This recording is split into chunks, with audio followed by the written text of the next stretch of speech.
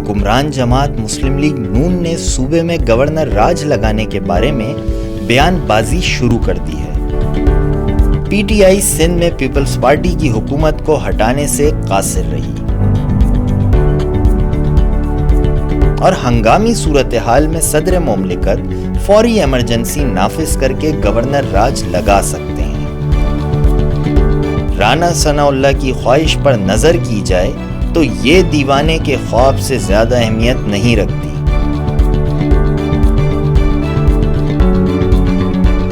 پنجاب میں اقتدار کی جنگ ہارنے کے بعد حکمران جماعت مسلم لیگ نون نے صوبے میں گورنر راج لگانے کے بارے میں بیان بازی شروع کر دی ہے۔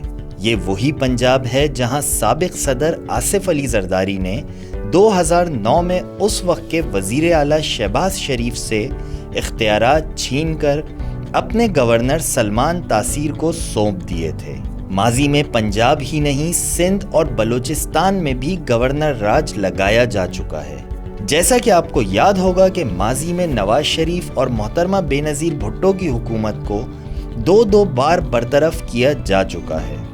ماضی میں صدر مملکت کو آئین کی شق 58(2)B کے ذریعے یہ اختیار حاصل تھا کہ وہ کسی بھی وقت اسمبلیاں تحلیل کر سکتے ہیں اور ایسے ہی جب وزیر اعظم چاہیں کسی بھی صوبے میں گورنر راج لگا سکتے تھے۔ لیکن 18ویں ترمیم کے بعد اسمبلیاں توڑنا اور گورنر راج لگانا بہت مشکل ہو چکا ہے۔ چند ماہ قبل جب ملک میں تحریک انصاف کی حکومت تھی تو اس وقت وفاق سے سندھ میں گورنر راج لگانے کی آوازیں سنائی دیتی رہیں، لیکن شدید ترین خواہش کے باوجود پی ٹی آئی سندھ میں پیپلز پارٹی کی حکومت کو ہٹانے سے قاصر رہی۔ گورنر راج دراصل کسی صوبے کا نظام حکومت براہ راست وفاقی حکومت کے سپرد کرنے کا نام ہے۔ وفاق کی طرف سے کسی صوبے میں ایمرجنسی کی صورت میں گورنر راج نافذ کیا جا سکتا ہے، مگر 18ویں ترمیم کے تحت گورنر راج کے نفاذ کو صوبائی اسمبلی کی منظوری سے مشروط کر دیا گیا ہے، جس کے بعد وفاقی حکومت کے لیے آسان نہیں کہ کسی صوبے میں مخالف جماعت کی حکومت کا اثر ختم کرنے کے لیے گورنر راج نافذ کرے۔